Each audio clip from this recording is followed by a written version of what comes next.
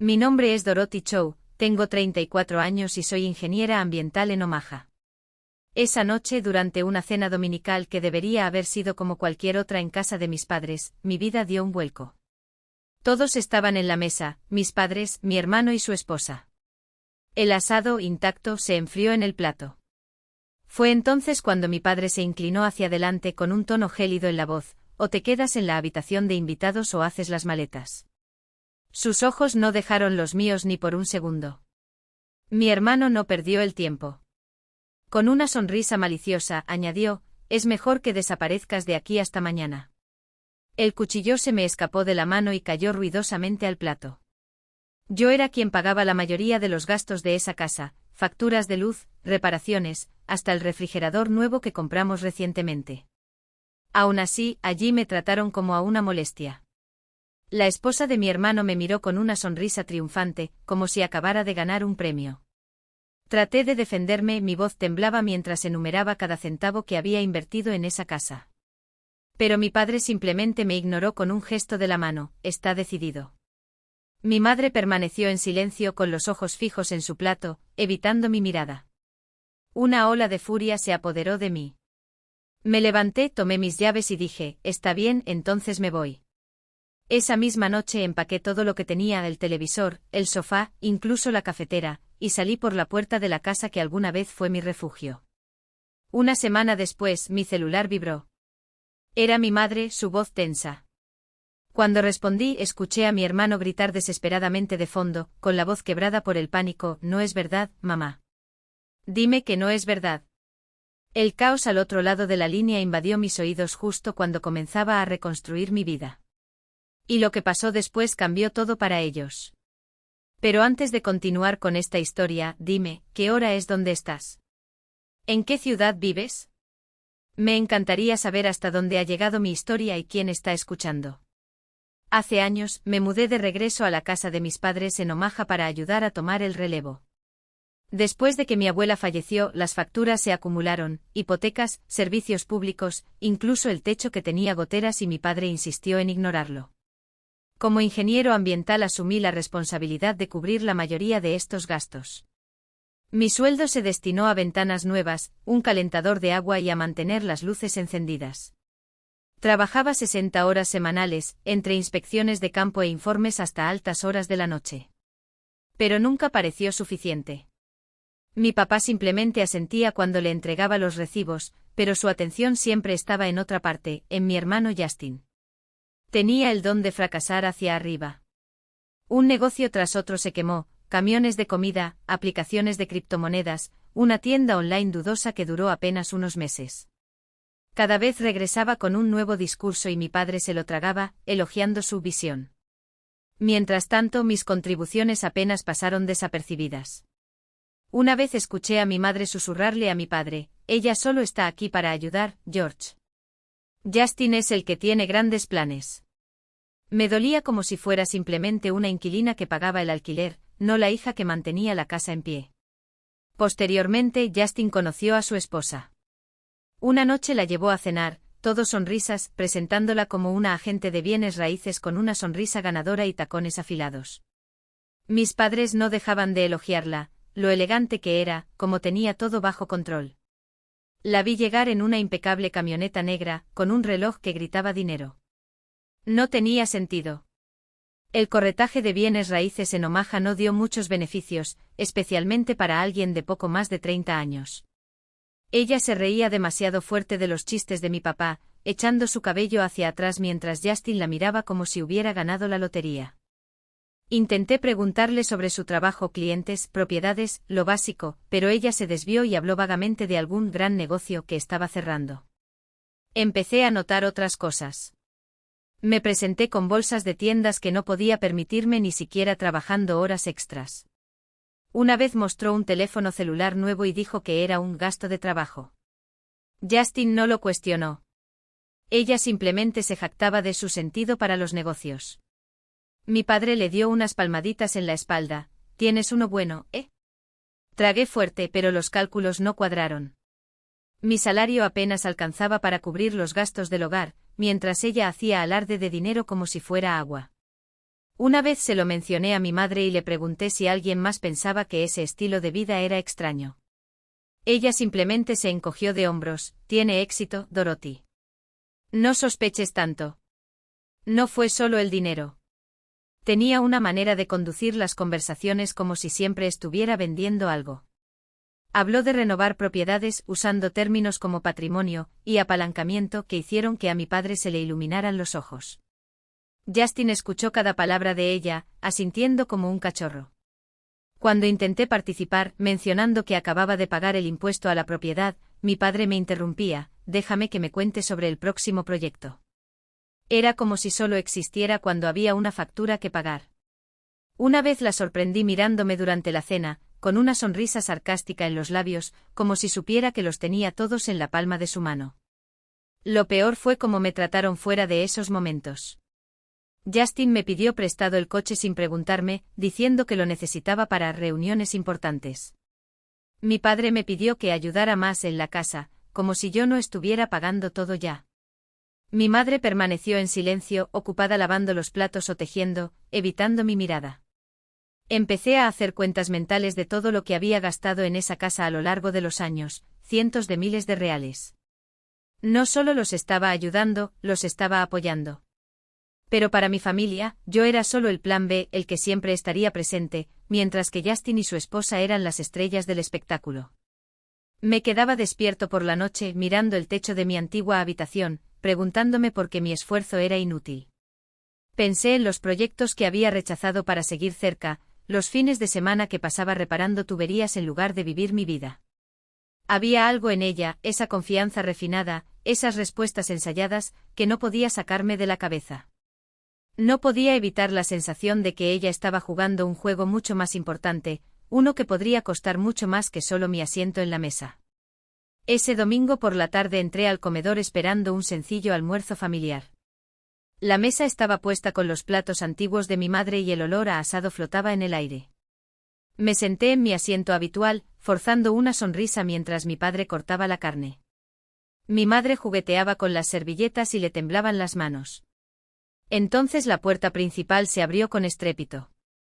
Justin irrumpió en la habitación, arrastrando 2 maletas, seguido de cerca por su esposa, que llevaba un bolso de diseñador al hombro. «Vamos a vivir aquí ahora», anunció Justin, dejando caer las bolsas con un ruido sordo. Su esposa forzó una sonrisa y sus tacones resonaron en el suelo de madera mientras estaba junto a él.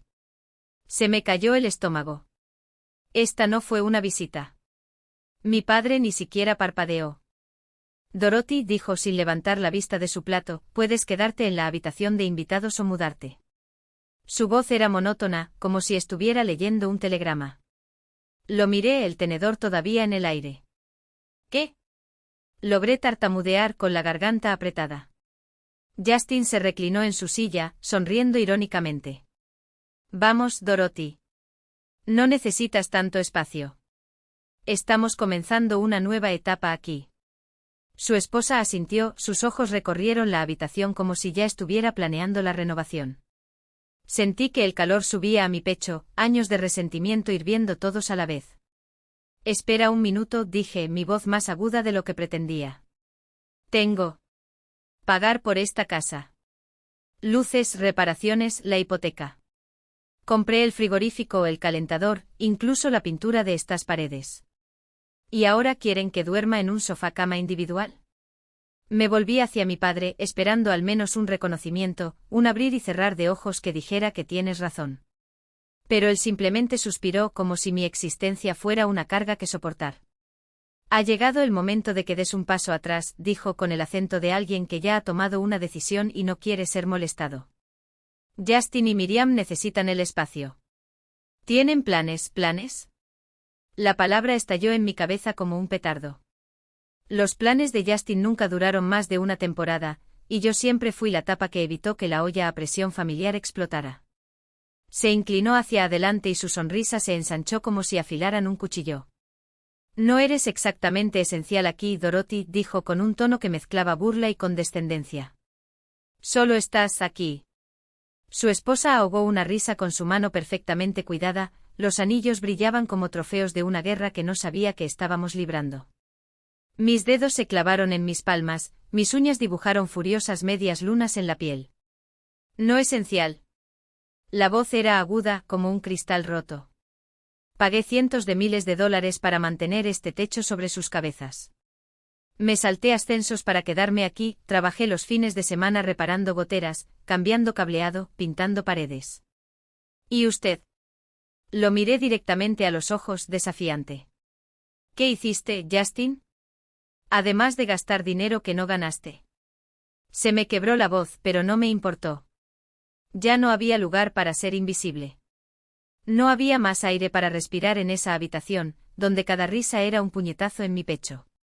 Mi padre golpeó la mesa con la mano con un golpe que hizo temblar los vasos. Suficiente, rugió. Esto no se trata de ti. Son familia.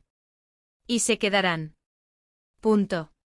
Mi madre se quedó mirando la servilleta, retorciéndola entre sus dedos como si fuera el único objeto en el mundo que mereciera su atención. Esperé. Esperé una mirada, un murmullo, algo. Pero ella simplemente permaneció allí, muda como siempre, una sombra que estaba de acuerdo con todo, sin cuestionar nada. La esposa de mi hermano se acurrucó junto a él y le susurró algo que lo hizo reír suavemente, como si fueran los únicos en el mundo que entendieron el chiste. Y de repente las paredes parecieron cerrarse, el aire se volvió denso, sofocante. Empujé la silla hacia atrás con un crujido que resonó como un grito. No voy a hacer eso, dije, levantándome. Si no me quieren, entonces ya no estoy aquí. Subí las escaleras con el corazón latiendo tan fuerte que pensé que se me iban a romper las costillas. Cogí una bolsa de lona del armario y comencé a tirar ropa dentro sin discreción, blusas, pantalones, el portátil, algunos libros que me habían salvado noches interminables. Luego bajé al salón y apagué el televisor de pantalla plana que había comprado el año pasado, arrastrándolo por el enchufe como si estuviera cortando el último cable que me ataba a aquellas paredes. Los almohadones del sofá, mi sofá, pagado con horas extras y sueños postergados, terminaron en la puerta principal, uno a uno. Justin me siguió, riéndose como si esta fuera la comedia del año. ¿Vas a tomar el sofá?, preguntó con incredulidad, como si estuviera robando la corona de la reina. Lo ignoré y llevé mis cosas al auto con la espalda dolorida por el peso de años de silencios tragados. Mi padre estaba en la puerta con los brazos cruzados y el rostro una máscara de desaprobación. Estás montando una escena, dijo como si yo fuera un niño con berrinches y no una mujer de 40 y tantos años que los había apoyado durante una década. No respondí. No hubo más palabras. Cargué la última caja, golpeé el maletero con tanta fuerza que el auto se estremeció y salí. La casa se encogió en el retrovisor como una pesadilla de la que finalmente me estaba despertando. No estaba simplemente saliendo de una habitación. Ya no era el pilar de un castillo de naipes a punto de derrumbarse. 4 días después, mi apartamento de Omaha todavía olía a pintura fresca y a café recién hecho, un olor a comienzo, no a final. Gloria, mi compañera de trabajo, había encontrado el anuncio, un estudio acogedor, con espacio justo para mi televisor rescatado y el sofá que ahora ocupaba el centro de la sala, como un trono de independencia. Ella apareció la primera noche y su cálida risa llenó el vacío de las habitaciones aún vacías mientras me ayudaba a desempacar. Necesitas salir de esa cabeza que tienes, Dorothy, dijo, arrojándome un folleto para una clase de yoga en un estudio cercano. No se trata solo de estirar. Es un reinicio. No estaba convencido, pero su entusiasmo era tan contagioso como el sol de verano. Al día siguiente me presenté a clase, tropezando con las posturas, sudando frustración y algo que poco a poco comencé a sentir como alivio. Cuando salí de allí con los hombros ligeros por primera vez en semanas, entendí por qué Gloria había insistido tanto. No se trataba de flexibilidad. Se trataba de volver a respirar. Pero había una sombra que ni siquiera el perro tumbado podía quitar, la esposa de mi hermano. Esos bolsillos de diseño, ese todoterreno reluciente, esa sonrisa de quien siempre sabe más que los demás, algo no andaba del todo bien. Y yo, que había pasado años reparando daños ajenos, no podía ignorar el olor a podrido. Llamé a Michael, un ex colega de bienes raíces que conocí en una conferencia hace años.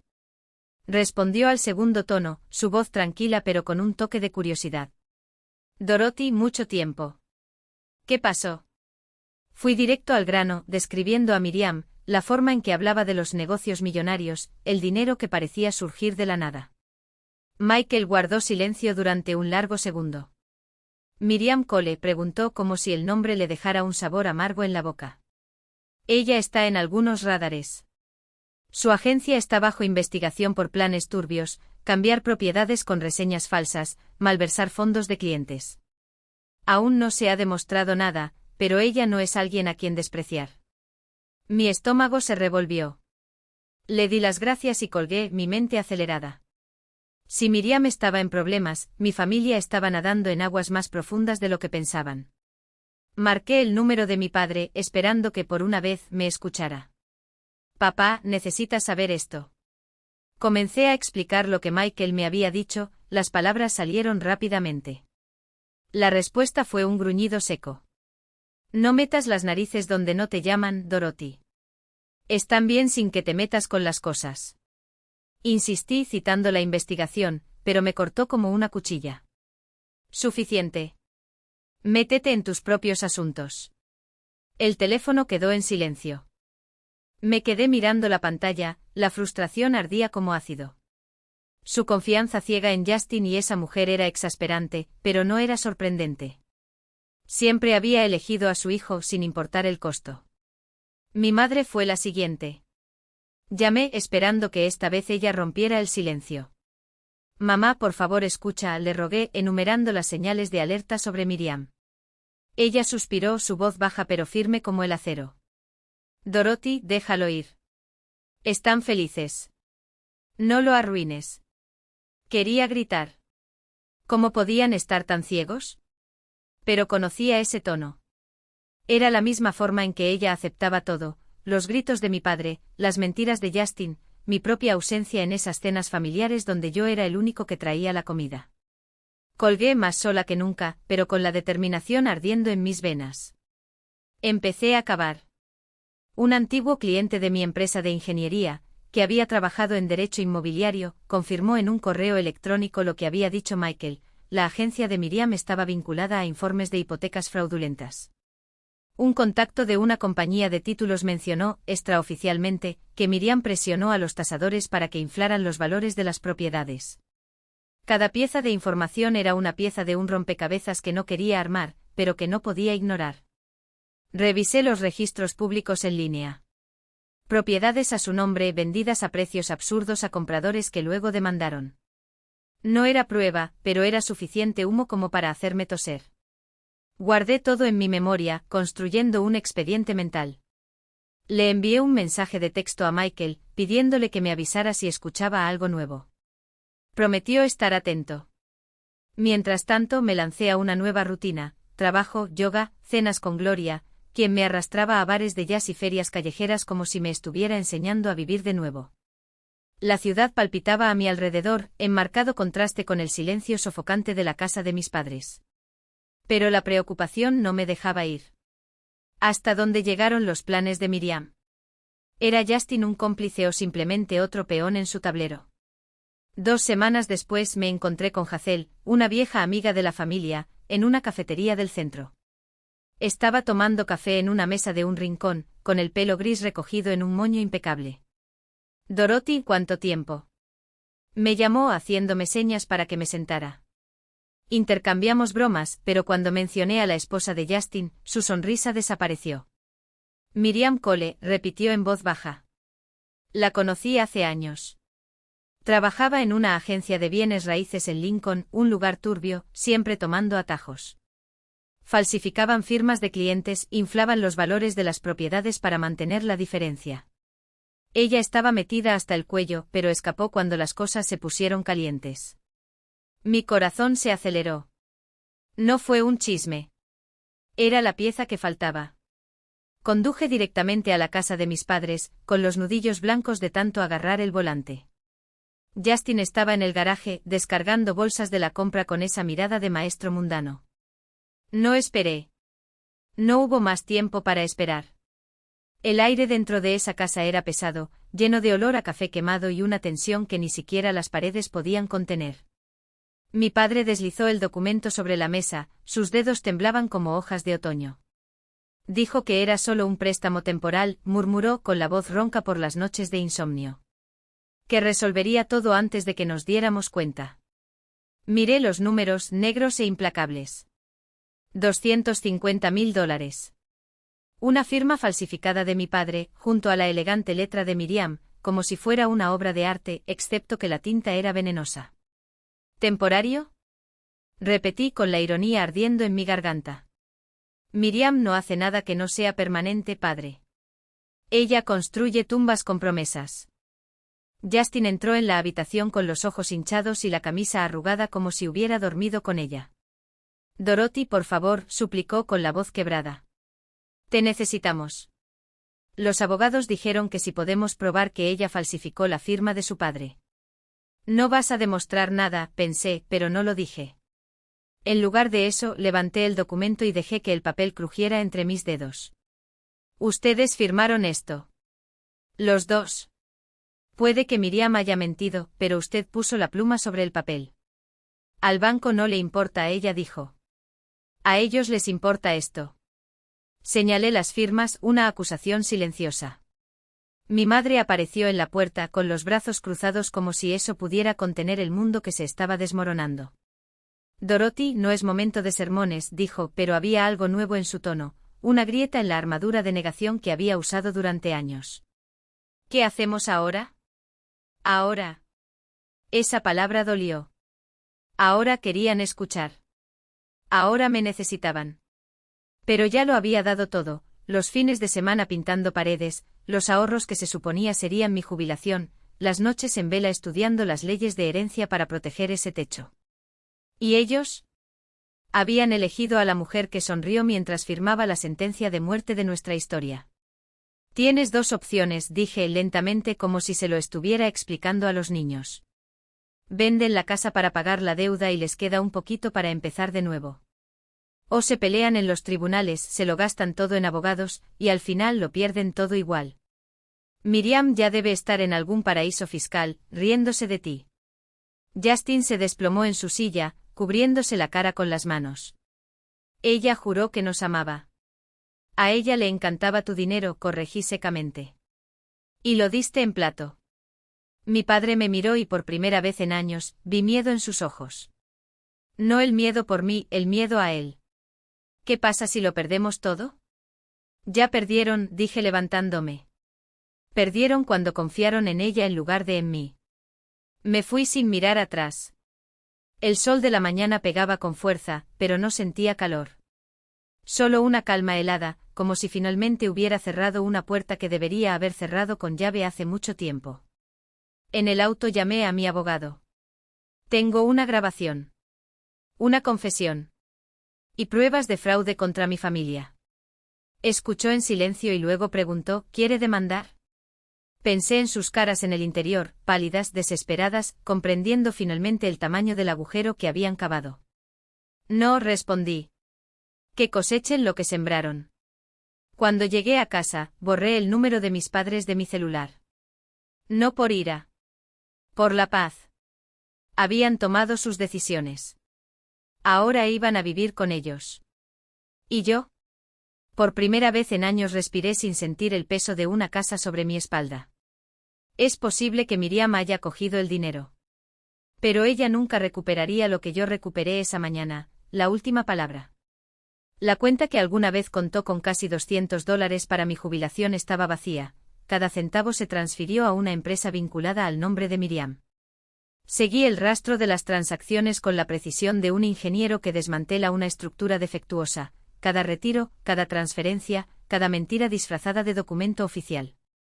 La casa que había mantenido a flote durante años, pagando facturas atrasadas y arreglando lo que se estropeaba, era ahora un pozo sin fondo al borde de la ejecución hipotecaria. Justin se hundió en el sofá, con los ojos rojos por el llanto o las noches de insomnio. Dorothy, tienes que ayudarnos, suplicó con la voz quebrada como el cristal bajo presión. El banco se lo lleva todo. Nosotros no tenemos nada. Lo miré. El mismo hermano que en aquella fatídica cena, se había reído de mi desconfianza, llamándome envidioso cuando le advertí sobre Miriam. ¿Ayuda? Mi voz era fría, aguda como el acero. Me dijiste que no era esencial, ¿recuerdas? Que debía estar en la habitación de invitados o en la calle. Elegí la calle. Ahora quieres que mi dinero arregle el daño. Él retrocedió pero insistió desesperadamente, somos una familia. No puedes simplemente abandonarnos. Negué con la cabeza. Ya tomaste esa decisión por mí. Mi padre estaba junto a la ventana, con los hombros encorvados, como si cargara con el peso de todas sus malas decisiones. Me equivoqué, Dorothy admitió con voz baja y ronca. Confié en ella. Pensé que Justin y ella tenían todo bajo control. Me equivoqué. Sus palabras dolieron, pero no lo suficiente. Durante años había invertido mis ahorros en esa casa, trabajado horas extras para llenar los agujeros que abrieron, solo para ser rechazado cuando Justin prometió oro y Miriam sonrió con dientes afilados. No solo confiaste en ella, papá, dijo sin piedad. Tú la elegiste. Elegiste los sueños de Justin sobre mi realidad. Eso no se puede arreglar. Me miró con ojos suplicantes, pero no cedí. Mi madre entró de la cocina, con el rostro surcado de lágrimas que no podían borrar años de silencio. Dorothy, por favor, suplicó con la voz temblorosa. Vamos a perderlo todo. La casa, nuestros ahorros, todo se ha ido. Extendió su mano, pero yo retrocedí. Su inacción esa noche, su negativa a escuchar mis advertencias, dolieron tanto como el rechazo de mi padre. No querías oírlo, mamá, respondí con firmeza. Traté de advertirte sobre Miriam, pero me dijiste que lo dejara en paz. ¿Ahora quieres que los salve? Lloró cubriéndose la cara, pero sus lágrimas no pudieron deshacer el pasado. Caminé por la casa y vi los restos de lo que había construido, las ventanas nuevas que pagué, el refrigerador que reemplacé, las paredes que pinté. Ahora todo es rehén del fraude de Miriam, hipotecado en un banco despiadado. Los avisos amenazaban con la ejecución en cuestión de semanas si no se pagaba la deuda. Justin no tenía trabajo, solo excusas. La pensión de mi padre no cubría ni la 10ª parte del agujero. Mi madre ganaba migajas en una tienda de barrio. Estaban al borde de la quiebra. Y por primera vez entendí que no podía ni quería salvarlos. No por falta de recursos, sino porque no debería. Mi deuda con ellos había sido pagada en silencio, en humillación, al ser tratada como la última opción. Salí de esa casa cargando solo con el peso de mi decisión. En mi apartamento miré la grabación de la confesión de Miriam, mi única arma. Ya lo había enviado a los investigadores, pero no le devolvería el dinero ni la casa. Mi familia estaba destrozada, no solo por su traición, sino por años de tratarme como a una trabajadora social con cara de hija. En Omaha había reconstruido mi vida. Un espacio propio, elecciones propias. 6 meses después, sentado en mi soleado apartamento, compartí una botella de vino con Gloria mientras los planes para mi ascenso, ahora ingeniero jefe, se extendían sobre la mesa. El aumento permitirá muebles nuevos, clases de yoga y cenas sin culpa. Por ti, Dorothy, brindó Gloria, sonriendo. Lo estás matando. Ríete, tómalo por primera vez en años. Mi felicidad no era perfecta, pero era mía. Me enteré por un conocido que perdieron su casa. El banco se quedó con todo después de meses de impago. Ahora vivían hacinados en un alquiler barato en las afueras. Justin empacaba tornillos en una ferretería y su orgullo fue reemplazado por llamadas telefónicas nocturnas pidiendo préstamos. Mi padre conducía para una aplicación de entrega, mi madre limpiaba las casas de otras personas. Las deudas de Miriam los asfixiaron, sin ahorros para amortiguar la caída. No he hablado con ellos desde ese día. Justin envió mensajes pidiendo dinero o un colchón, lo ignoré. Mi padre dejó mensajes con voz menos autoritaria, pero no respondí. Mi madre envió una carta, una página de disculpas y arrepentimientos, que permaneció sin abrir en mi mostrador. Había pasado mi vida cargando sus cargas, solo para ser descartada cuando más las necesitaba. Cortar lazos no fue fácil, pero era necesario. Aprendí que la familia no se mide por la sangre, sino por quien elige estar a tu lado. Gloria lo demostró, dar sin pedir nada a cambio. Prefirieron las mentiras de Miriam a mis advertencias. Pagué el precio de su ceguera. Pero mientras me alejaba, encontré algo más valioso que la lealtad forzada, mi propio valor. Establecer límites no se trata de cerrar puertas, sino de proteger lo que realmente importa. Mi paz. Mi tiempo. Mi vida. Si alguna vez has tenido que trazar esa línea con alguien que amas, sabes cuánto duele y cuánto te libera. Cuente su historia en los comentarios. Hablemos de lo que significa elegirse a sí mismo, incluso cuando el mundo insiste en que debe salvar a otros.